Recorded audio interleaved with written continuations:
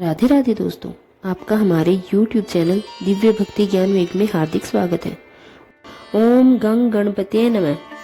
प्रेम से बोलिए गणेश जी महाराज की जय हो। बहुत समय पहले की बात है। एक गांव में एक भाई बहन रहते थे। भाई बहुत गरीब था, पर उसकी बहन पैसे वाली थी।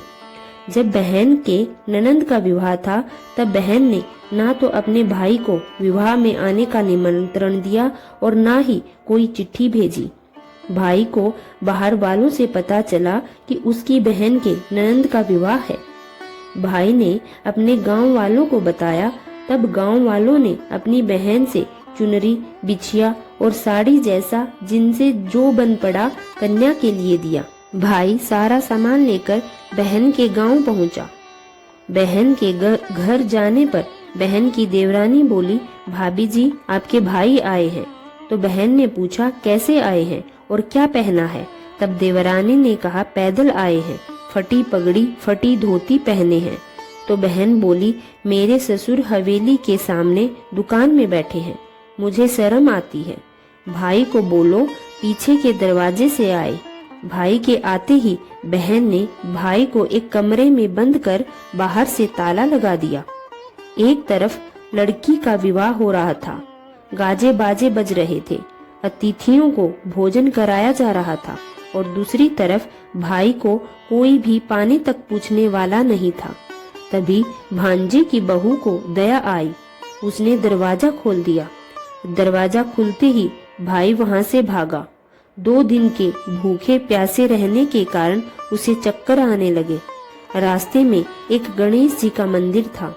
वहां जाकर वो गिर गया और रोते रोते गणेश भगवान को अपनी व्यथा सुनाई और बोला, हे गणेश जी महाराज, आज मेरी गरीबी के कारण से मेरी सगी बहन ने मुझे धिक्कार दिया है।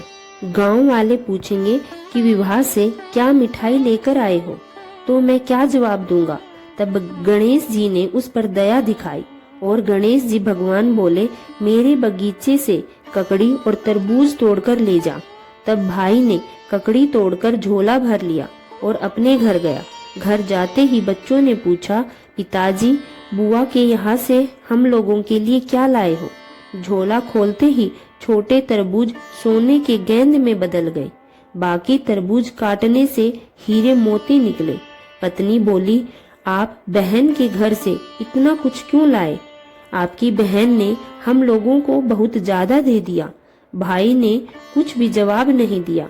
गणेश भगवान की कृपा से उनके दिन बदल गए। भाई का काम धंधा जोरों से चलने लगा। धीरे धीरे गहने, कपड़े, रहने के लिए मकान बन गए। पत्नी बोली, एक बार ननंद जी को बुलाकर लाओ। तो भाई ने नए कपड़े, नए जूते पहनकर रथ में बैठकर बहन को लेने गया। देवरानी बोली, भाभी जी आपके भाई आए हैं। बहन ने पूछा, कैसे आए हैं, क्या पहना है? तब देवरानी बोली, रथ में बैठकर खूब ठाट बाट से आए हैं। बहन बोली, मेरे भाई को बोलो कि हवेली के सामने से आए, देवर जेठ देखेंगे। भाई का बहन ने खूब स्वागत सत्कार किया। भाई बोला, बहन मैं तुम्हें लेने आया हूँ। तब बहन ने कहा, मुझे भी बहुत दिन हो गए हैं, चलो मैं चलती हूँ। भाई बहन को लेकर अपने घर आया। भाई और उसकी पत्नी ने बहन का खूब आदर सत्कार किया। जो चीजें मांगी सब बनवा कर दिया। बहन बोली, भाई मुझे एक जूते चाहिए। तब भाई ने मोची को बुलाया और कहा, मेरी बहन के लिए ऐसी जूती बनाओ जो मुंह से बोले। भाई ने बहन को बहुत सारा धन देकर विदा किया, पर अभी तक वह जूती नहीं आई थी। बहन रवाना होने लगी। तभी मोची जूतियां लेकर आया। बहन की जूती पहनते ही जूतियां बोली, निर्धन भाई की पैसे वाली बहन, गणेश जी का बगीचा नहीं होता तो आज क्या करती? बहन तब भाई की पत्नी से पूछने लगी, यह कहाँ से आवाज आ रही है? तभी भाई ने कहा, सुबह का समय है, कोई जीव जंतु बोल रहे होंगे। भाई ने घोड़े का गाड़ी को जल्दी जाने को कहा। बहन के जाते ही पत्नी जिद करके बैठ गई कि जूतियां क्या बोल रही थी। तब पति ने अपनी पूरी आप बीती सुनाई कि कैसे बहन ने मुझे 2 दिन भूखा रखा, कमरे में बंद कर दिया था। भांजे की बहू ने दरवाजा खोला, तब मैं बाहर आकर गणेश जी की शरण में जा पहुंचा।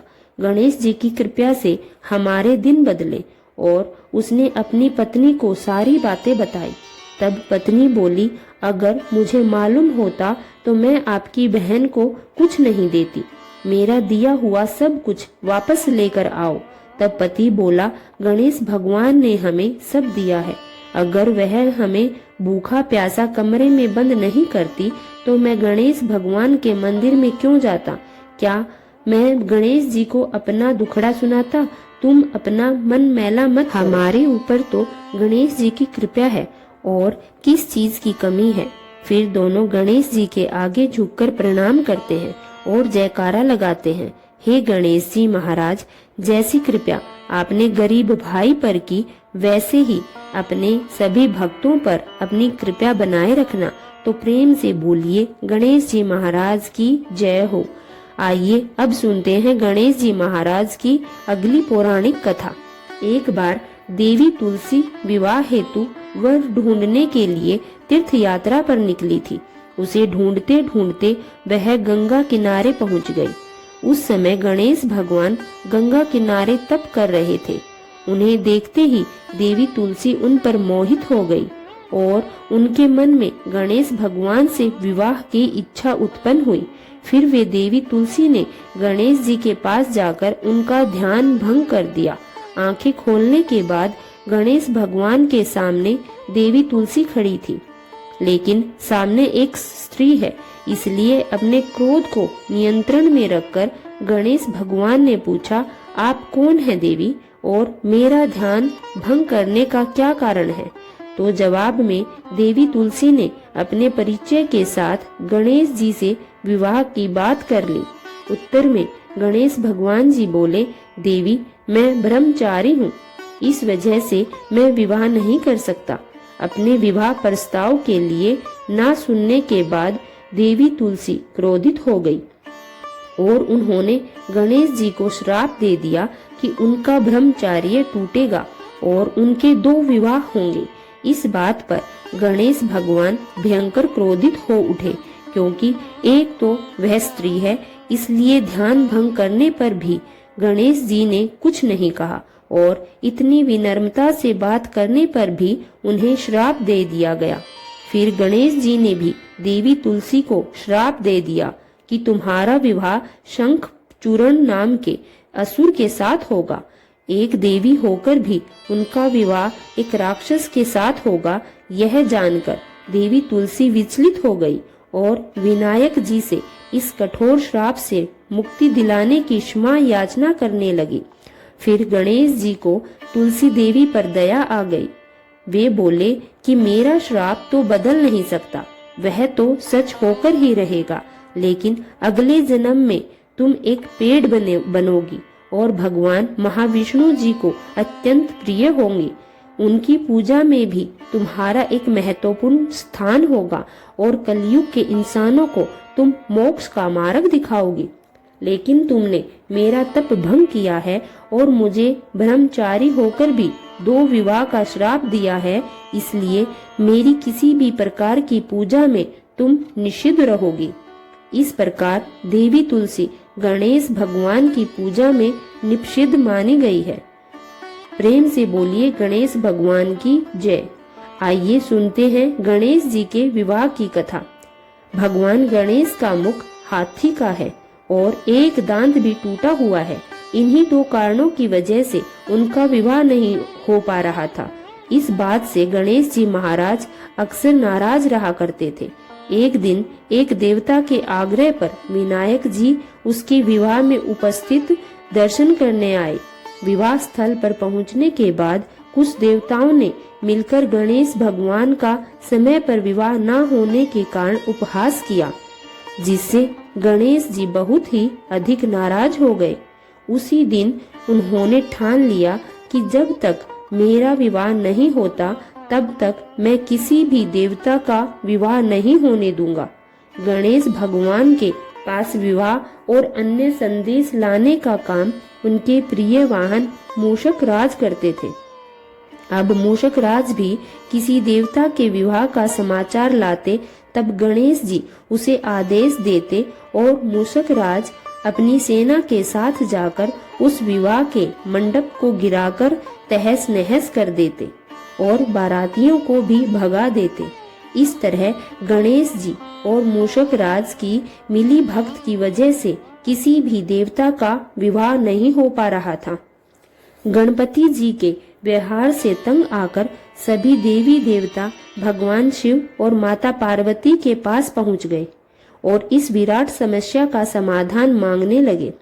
भगवान शिव और माता पार्वती ने कहा कि इसका हल तो आपको केवल ब्रह्मदेव जी के पास ही मिल सकता है, कृपया करके आप ब्रह्मलोक जाएं।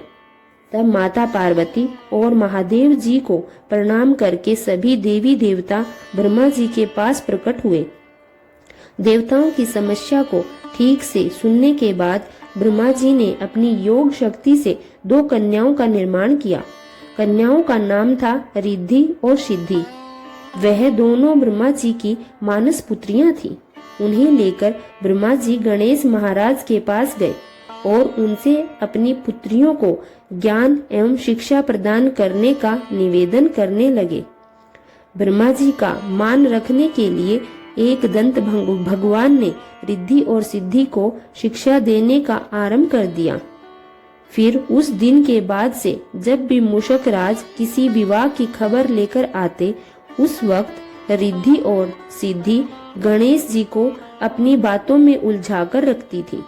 इस तरह गणेश जी का ध्यान किसी और विषय पर रहता और दूसरी तरफ देवताओं का विवाह संपन्न हो जाता। एक दिन बुद्धि के देवता भगवान गणेश जी को यह बात समझ आ गई, लेकिन उनके क्रोध में आने से पहले ही ब्रह्मदेव अपनी दोनों पुत्रियों के साथ वहां प्रकट हो गए। रिद्धि और सिद्धि को सामने देखते ही गणेश जी का क्रोध बढ़ने लगा, किंतु विनायक जी के मुख से कोई भी शब्द निकलने से पहले ही भगवान ब्रह्मदेव ने कहा, हे गणेश जी, आपने स्वयं ही मेरी पुत्रियों को शिक्षा दी है और अब मुझे इन दोनों के विवाह योग्य कोई वर नहीं मिल रहा। मेरी आपसे विनती है कि आप ही रिद्धि और सिद्धि से विवाह करके मुझे धन्य कीजिए। परमपिता ब्रह्मदेव जी के शांत वाणी को सुनकर गणेश जी का क्रोध शांत हो गया और उस विवाह प्रस्ताव के लिए हंसी खुशी राजी हो गए। विवाह के बाद अपनी दोनों पत्नियों से उन्हें 2 पुत्र प्राप्त हुए, जिनका नाम रखा गया शुभ और लाभ। तो प्रेम से बोलिए भगवान गणेश जी की जय। आइए अब सुनते हैं गणेश जी की पूजा पाठ में सुनी जाने वाली पौराणिक कथा। एक गांव में एक सेठ और सेठानी रहते थे। वे बहुत ही धार्मिक प्रवृत्ति के थे और वे गणेश जी के अनन्य भक्त थे। वे दोनों बिना चूके हर बुधवार को गणेश जी का व्रत रखते थे और शाम को ब्राह्मणों को भोजन कराने के बाद अपना व्रत खोलते थे। सेठ जी का काफी बड़ा परिवार था। वे सब आपस में बड़े प्यार और भाईचारे से रहते थे, लेकिन सेठानी और सेठ की कोई संतान नहीं थी। इस विषय पर परिवार और गांव के लोग आपस में बहुत बातें किया करते थे। सभी लोग सेठानी को बांझ बुलाते थे। यह सभी बातें सुनकर सेठ और सेठानी बहुत दुखी होते थे।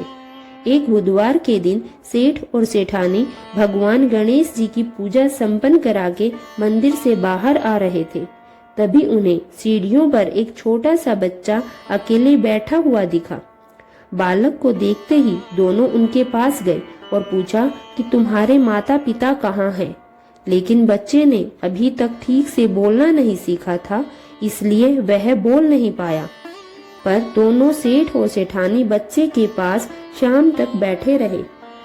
तब तक पंडित जी और सेठ जी और उनके नौकरों चाकरों ने आकर जाकर बच्चे के माता पिता को खोजने की कोशिश की, लेकिन उन्हें बच्चे के माता पिता या बच्चे के खोने की कोई खबर ही ना मिली। फिर पंडित जी ने सेठ और सेठानी को वह बच्चा अपने घर ले जाने के लिए कह दिया। साथ में यह भी कहा कि अगर बच्चे के माता पिता यहाँ आते हैं तो मैं स्वयं उन्हें आपके पास ले आऊंगा। तब सेठ और सेठानी की खुशी का ठिकाना नहीं रहा। वे दोनों खुशी खुशी उस नन्हे बालक को अपने घर ले आए। सेठानी ने बच्चे का नाम अपने आराध्य भगवान श्री गणेश जी के नाम पर गणेश रख दिया और बड़े ही प्यार और दुलार से उसका पालन पोषण करने लगी। कुछ दिनों के बाद उसी गांव में एक ठग पति पत्नी आए। उनका इरादा गांव के सबसे अमीर आदमी को ठगने का था। वे दोनों ठग गणेश मंदिर की सीढ़ियों पर बैठकर सोच विचार कर रहे थे।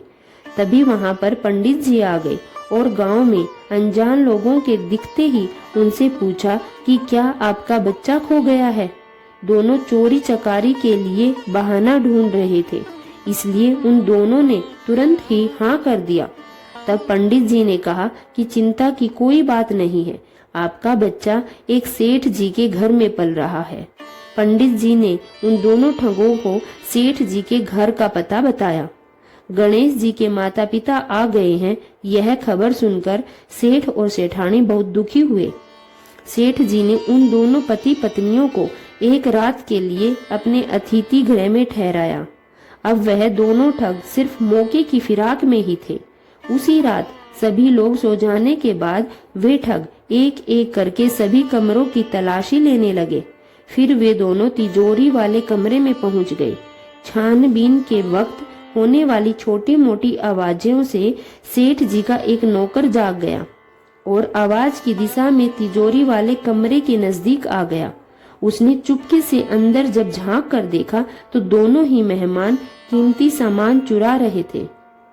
नौकर ने यह देखते ही धीरे से उस कमरे के बाहर की कुंडी लगा दी और चोर चोर बोलकर पूरे घर में हल्ला मचा दिया।